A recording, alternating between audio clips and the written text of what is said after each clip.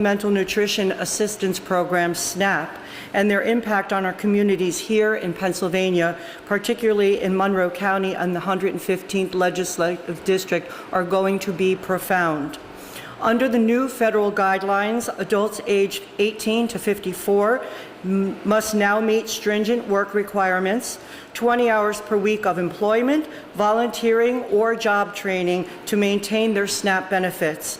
Failure to comply could mean losing access to food assistance just after 3 months. Let's consider this through the lens of Maslow's hierarchy of needs. At its foundation lies our most essential human requirements: food, water, shelter. Without these, higher aspirations, education, employment, personal growth remain out of reach. You cannot climb the ladder of opportunity if you're starving from hunger. Monroe County faces unique challenges: seasonal employment, limited public transportation, and a rural infrastructure that makes stable, reliable work difficult to obtain. And even for those working full-time, good-paying jobs, family-sustaining jobs are increasingly difficult to find. Many residents rely on assistance because their wages simply don't cover the cost of living. SNAP helps bridge the gap and keep food on the table. The new requirements do not account for those realities. They risk penalizing people who are already doing their best under difficult circumstances. We have a collective responsibility to ensure that our neighbors' basic needs are met. Food is not a reward. It's not a prerequisite for dignity, health, and productivity. When we support people at the base of the pyramid, we empower them to rise. Let us advocate for policies that reflect the lived experiences of our district. Let's protect SNAP, expand exemptions for those who need them, and invest in real pathways to employment, not punitive measures for deepened hardship. Because when we nourish our community, we strengthen it. And that's the bottom line. We have to treat the least among us with respect and give them the things that they need to lift them out of poverty, to lift them out of food deserts, to lift them out of hunger. This is our responsibility as legislators, to lift people up, not to harm them. I'd like to pass it to my colleague from the 189th District, Representative Tara Probst. Thank you very much, Chair Madden. So, where to even start with this? I want to say that in Monroe County and Pike County alone, this is going to affect more than 2,250 households. Let me repeat that. 2,250 households for people that have food insecurities. I don't know if this is a news alert to people, but everything that they're asking for already needs to be done in order to qualify for SNAP benefits. Seems like the federal government thinks that we're lying. The federal government thinks that people are scamming the system and they're not going through the qualifications to be able to get SNAP. And this is very upsetting because all it does is put more pressure on the people that this affects the most. Maybe they don't have access to the internet and to fill out these forms. I know people personally that are home taking care of their children that are disabled. Do you know that they wouldn't qualify under these regulations to be able to get SNAP benefits to feed their family? Simply because they can't afford help to come in with their children. We already have a lack of health care for people with disabilities. Maureen and I see this all the time in our office. People come in, they come in hungry. They come in, they can't pay their bills. They're working 40 hours a week. When is enough enough? And in 6 days, if the federal government doesn't pass the budget, all of these assistance programs are going to be cut. You may not think that you know anybody, but believe me, when they're cut, you're going to know a lot of people that you like, that you know, that are working, that are maybe friends with your kids, that are going to be affected by this. Why are we giving billions and trillions of dollars to billionaires, but not feeding those that are in need. I just don't understand it. We're giving all of this money to 2%, the top 2%, and we're all victims underneath. What is next? I want to thank Senator Haywood. He's going on the Food is Dignity tour throughout this Commonwealth. Senator Haywood is a champion of this for decades. He's just a wonderful human being. He cares about people. Rep. Madden and myself care about people.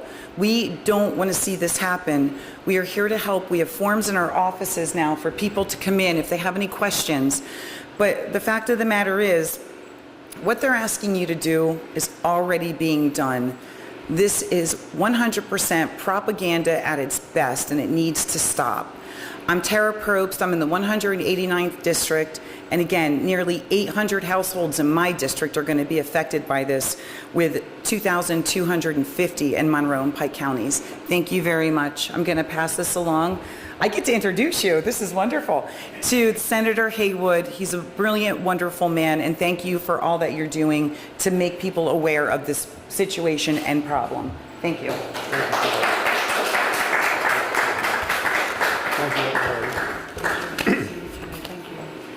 So, Art Haywood, State Senator, representing parts of Philadelphia and Montgomery County, and thank you for the invitation. It looks like we are at a sacred location, African burial ground, established, it looks like, in 1712.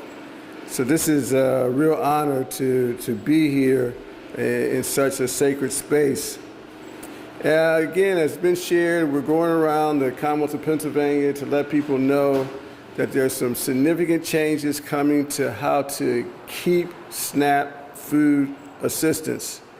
And we're going to have my policy director, who's been in touch with DHS, the Department of Health and Human Services, on a regular basis to give you more detail about these changes and how they will affect individuals in their communities.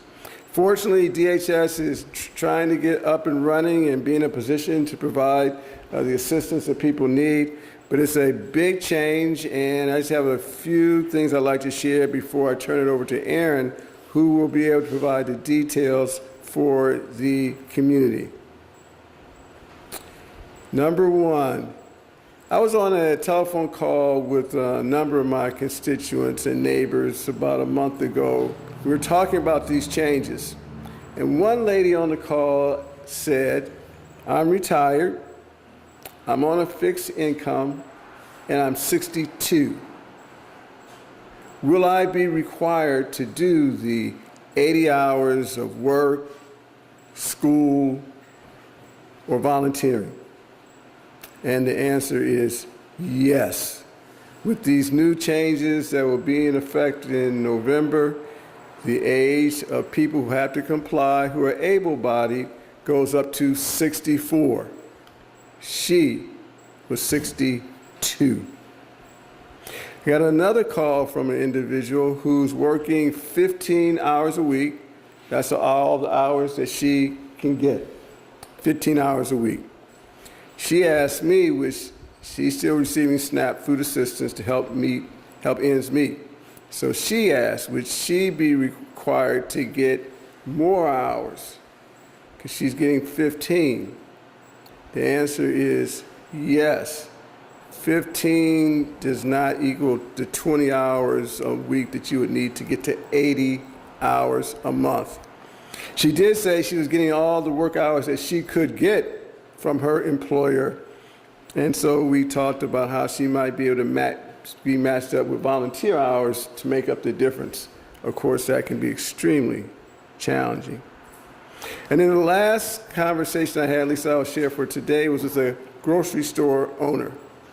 He owns a relatively medium-sized grocery store.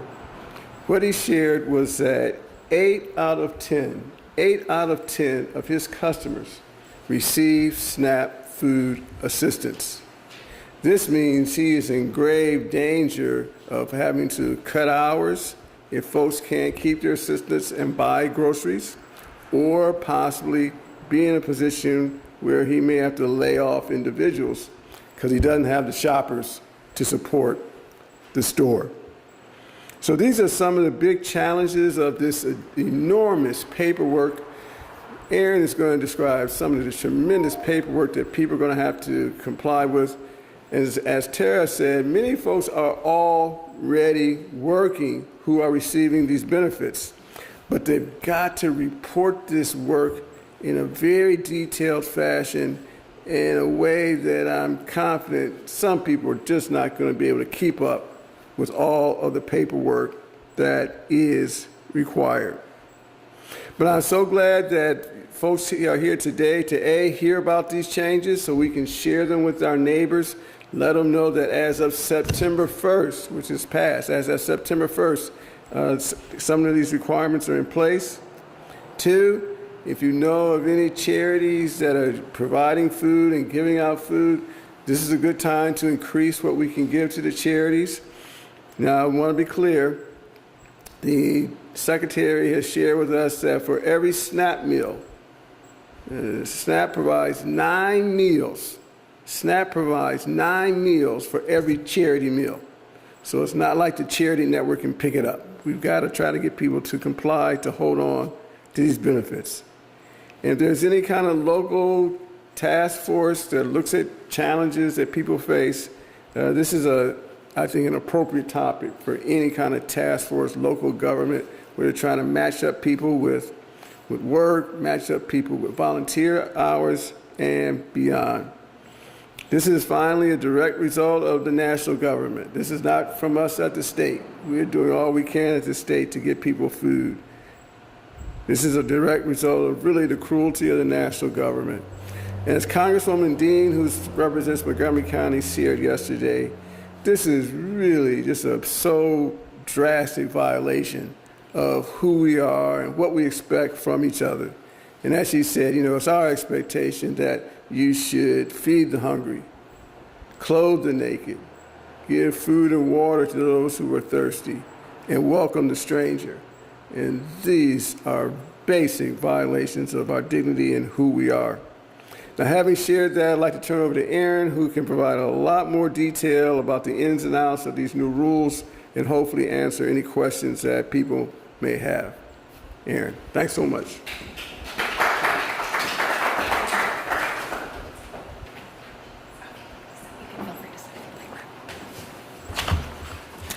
Good afternoon, everyone. Thank you to our host and partners for gathering this tremendous group of leaders. My name is Erin Sear, and I serve as Policy Director for Senator Haywood. I suspect that we all are involved in public service in some sense in this room, and that is for a variety of reasons. My personal journey started as a young person living in a household where SNAP allowed my family to get through some tough times, so this issue is very deeply personal to me. So it's an honor and a privilege to be here with you all today to assist however we can in allowing folks to maintain their access to food, and as Senator Haywood so often points out, their dignity as well. Last week, we hosted our first Food is Dignity tour stop in Lancaster, where we were lucky enough to be joined by our State Department of Human Services. Unfortunately, they were not available today, but I'm going to do my absolute best to make sure that you have the same accurate information. So how did we get here? This was alluded to during opening remarks, but as we know, in July 2025, Congress passed and President Trump signed into law the so-called Big Beautiful Bill that made significant changes to the SNAP program. Now, as we know, some SNAP recipients must meet work requirements and report that they are meeting work requirements to our State Department of Human Services, DHS.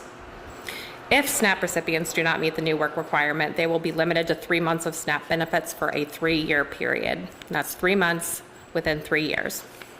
So let's talk about what these new requirements look like.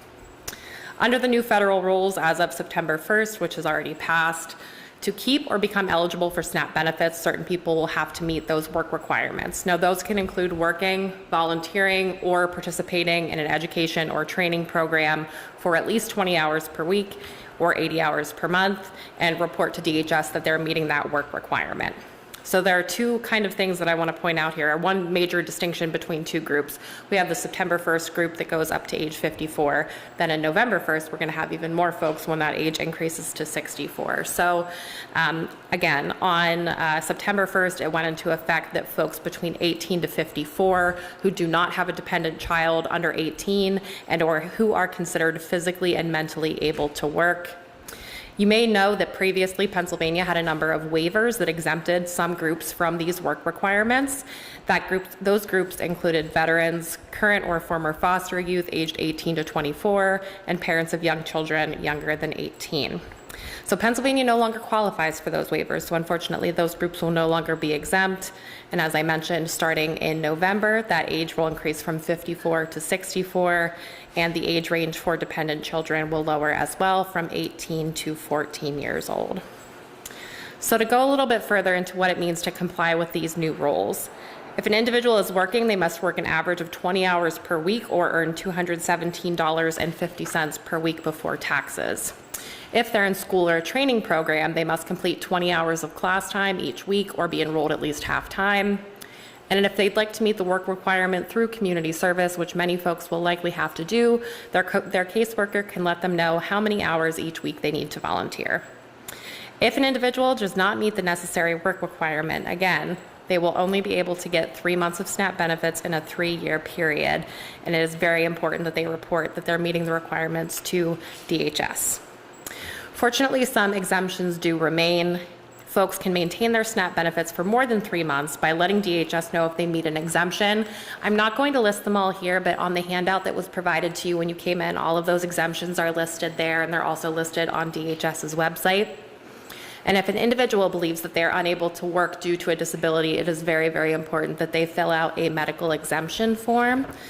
And those are also at the front of the room if anyone would like to grab one, but this is what they look like here. For those who are not exempt, there are of course opportunities available to help them, though not as many opportunities as we would probably like. Folks can get assistance finding a job, career and technical training, or attend school at one of our community colleges, and some of those programs are listed on your handouts as well. County Assistance Office caseworkers will work with SNAP recipients to verify that they're still meeting those required hours every 6 months when they renew their benefits. So I know that question was raised yesterday when we were in Pottstown. It is every 6 months. If an individual's hours drop below the required hours at any time, they must report this to their county assistance office within 10 days. So very, very timely. We cannot say, hey, worry about it next month. It is very important that folks are regularly keeping their caseworker up to date. So recipients that you know may have already recently received or will soon receive some mail from DHS about these work requirements. So these could include an eligibility notice, a letter explaining how to meet the requirements, a notice when one is transitioning to a time-limited status, meaning they're hitting that 3-month within a 3-year period. And also another one that I wanted to show you here, another form that was available at the front. This is a questionnaire to determine if folks meet an exemption. So this is a very handy way for folks in your districts, in your neighborhoods, to be able to determine that pretty easily. In addition to the materials that I already mentioned, DHS does have a lot of these great materials on their website. They also have an employment and training form. The third form from the front of the room looks something like this, that will allow them to document the time that they spend participating in these activities and to report them to their county assistance office. So one thing I really want to emphasize here before we maybe get into some Q&A, Pennsylvanians absolutely need to keep their address up to date with 2 sources, and that is the Department of Human Services and the U.S. Postal Service. I'm sure we all have tried to order something online. Maybe you enter your address and it's like, this is not what the Postal Service has on file. And that can cause serious issues when it comes to folks getting their mail from DHS. So very, very critical there. And before we move on to any questions that the audience may have, I did just want to review a few frequently asked questions that we've had along the way thus far. The first one, very, very important, what's the best way for folks to get in touch with DHS?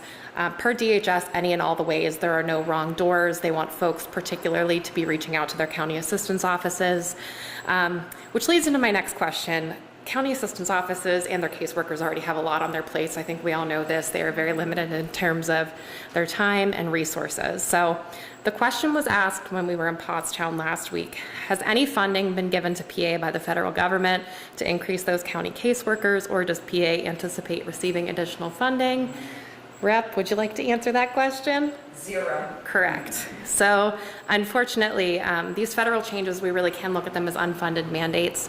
They're things that we did not ask for, and it's placing additional burden on folks that staff nearly 100 separate offices across the Commonwealth. So unfortunate, but just a testament to how much we really need to support our caseworkers and our county assistance offices. Question 3, what can community organizations do to make volunteer opportunities available for folks and help people volunteer? There is one final form that I would like to show you. If I can find it here. I did this yesterday as well, getting my forms mixed up. Here we go. So this form is also available on DHS's website. This is for organizations that have volunteer opportunities and they're looking to share that information with DHS. So if you know of organizations in your community that are available to step up and help provide volunteer hours, they can do that through this form. So with that, to conclude, on behalf of Team Haywood, thank you so much for your commitment to serving this community. We really are so grateful to be here. I am not an employee of DHS, nor do I play one on TV, but I will do my best to answer any questions that you all have. And Senator, if you wouldn't mind joining me, because yesterday you were fielding a lot of these Q&A as well. Thank you, everyone. Could you come up? Man, can you go just for a second? Can you give me all the forms? Is there another one? Is that the last one?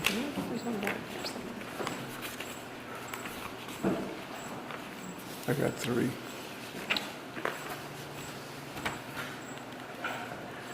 What I want to do is briefly illustrate the challenge. Form 1, Form 2, Form 3, Form 4. Can each of us hold a form? This is the level of confusion, bureaucracy that has now been placed in front of folks who just want to get food. SNAP assistance. We talked to an individual yesterday, and SNAP assistance was $65 a month. I met a lady in Erie, the SNAP assistance was only $7 a month, $10 low. And what folks are doing are combining SNAP assistance with food cupboards and soup kitchens. And that combination is allowing them to eat. This is the level of cruelty that now these are all the forms people have to complete. And I just want to highlight one other thing before we get into Q&A. It's been shared that this will be reviewed every 6 months. That means for many people, September, it started, October, November, when they are reviewed on a 6-month basis and they haven't fully complied, their 3 months in 3 years is over. Be glad to take any questions.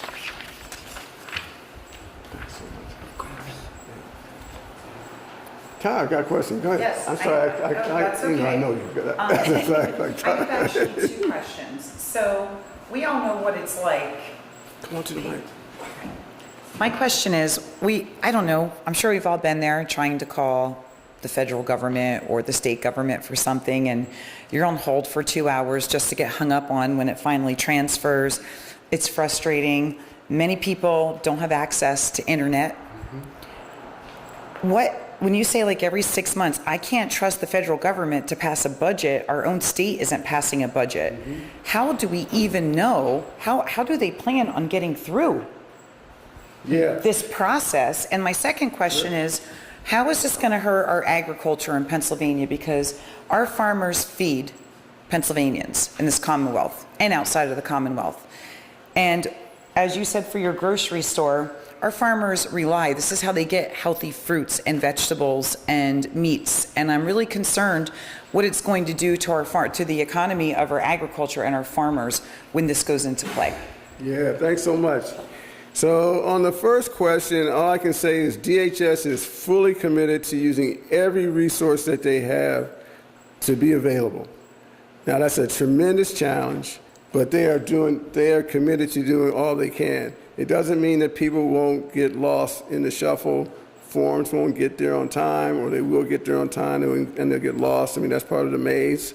That's intentional. This legislation was intended to create a lot of hurdles so that individuals would not be able to receive food, and that money could then be used for tax breaks for the rich, as you have already described.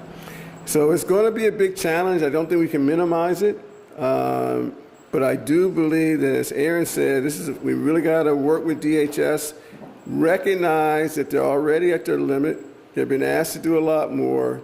And I don't know if we have to, I wouldn't say we have to sympathize with them, but we do have to understand they're under enormous pressure to do something that they have not been funded to do.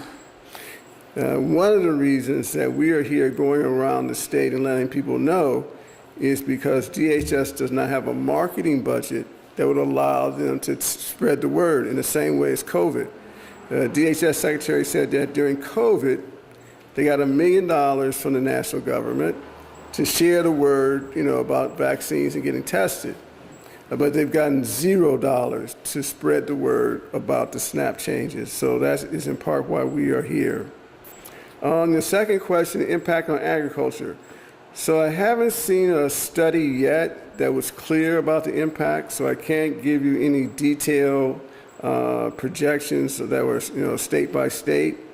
I can tell you that there's millions of dollars in SNAP benefits that come into the state. Over 3 million people receive SNAP benefits. It feeds people on a daily basis. And those suppliers, milk, bread, eggs, vegetables, if you don't have the demand, you don't have the supply. That's pretty basic. If you don't have the demand, you don't have the supply, which means the farmers will be significantly hurt. So it's an enormous risk. Any other questions before we go to Ms. Brown and Mr. Kubas? Before we go to them, if there are any questions, we'll go to Ms. Brown.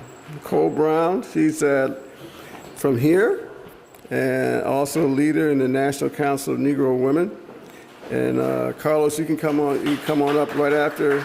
He's a community advocate. And first we're gonna have Ms. Brown. Thanks so much for seeing me. Thank you. Hello. I will be pretty repetitious with what everyone said, but anyway, my name is Nichelle Brown. I'm the president of the Greater Poconos section of the National Council of Negro Women.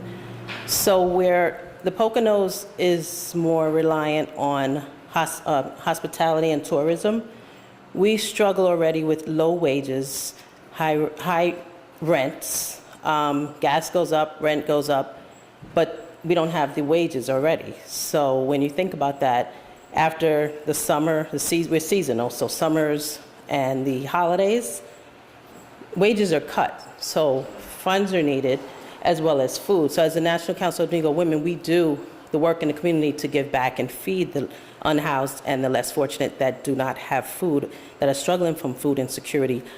But that is a major, major issue in our community. It's going to get bigger, it's going to get worse. So we just really want to know, my members are waiting on me to report back with what the changes are and how we will be even more affected in our community, because we're in small rural areas. So people are already struggling, they don't have cars as it is, so to have to put money to the wages that are good, well, to have wages taken away, but put money to your rent and gas and everything else, we really want to hear back with how we will be affected. And we need more attention in our community to what's happening right now. We're small, we're mighty, but we need the attention from Harrisburg. So that's really all I'm asking for. So waiting for the response so I can report back, as I said. But thank you.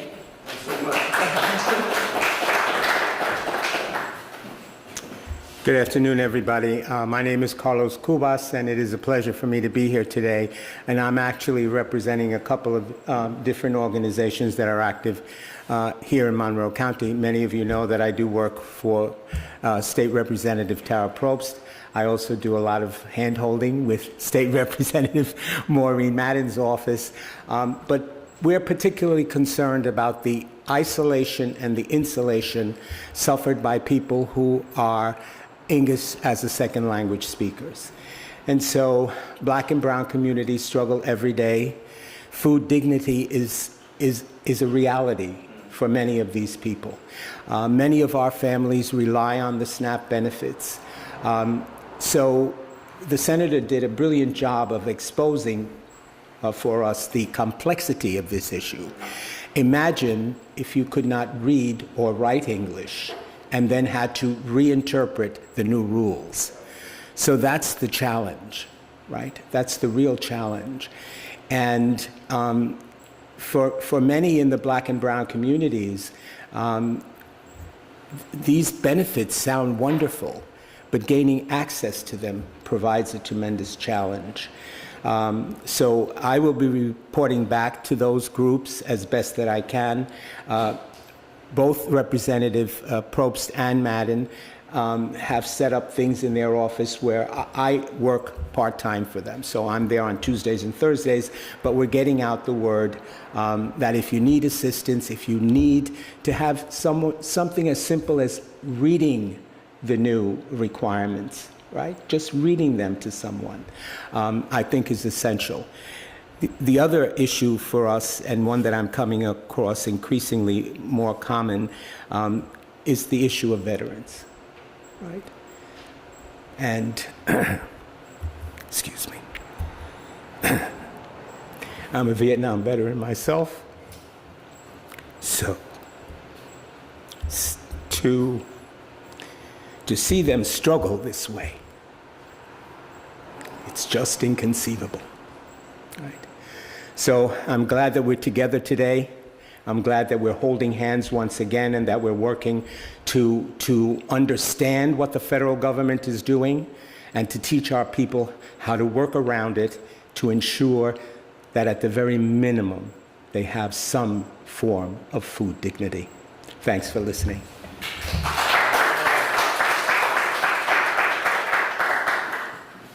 So thank you so much. Let me answer a couple questions.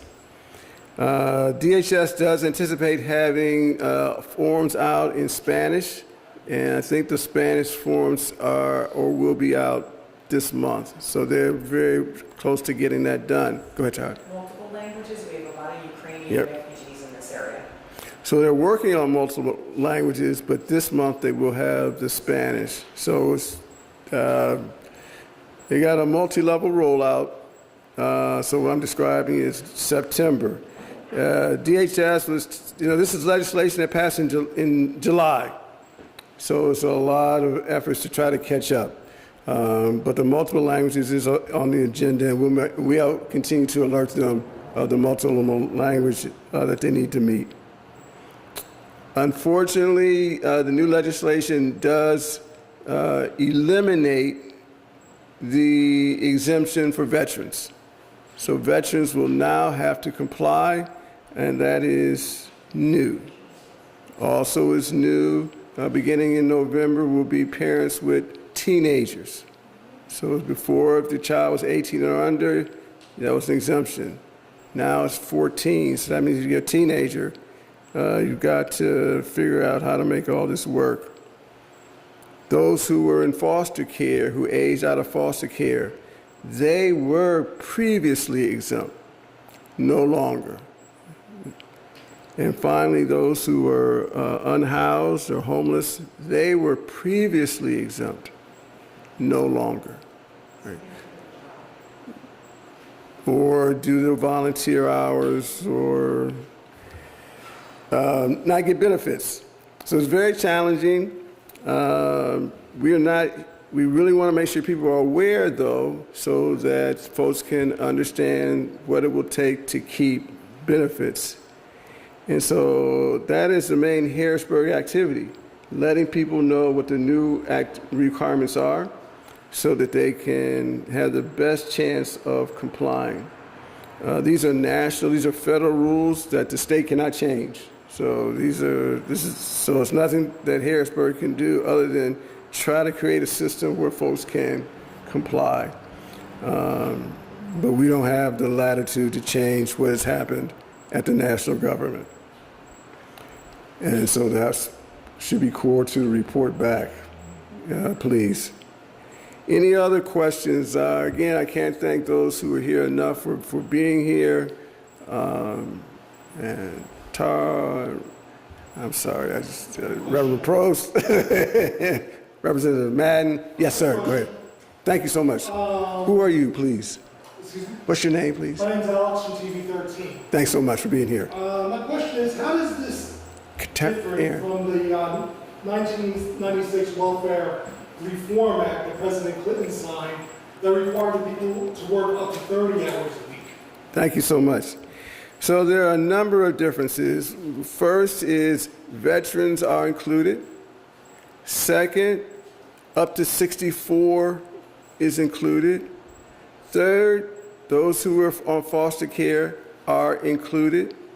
Fourth, those who are parents with teenagers are included. Those are all that are included. In addition, under the prior law, states could get a waiver, an exemption, if unemployment was high. That has been changed, so now unemployment has to be 10% before a state can get a waiver. So those are core requirements.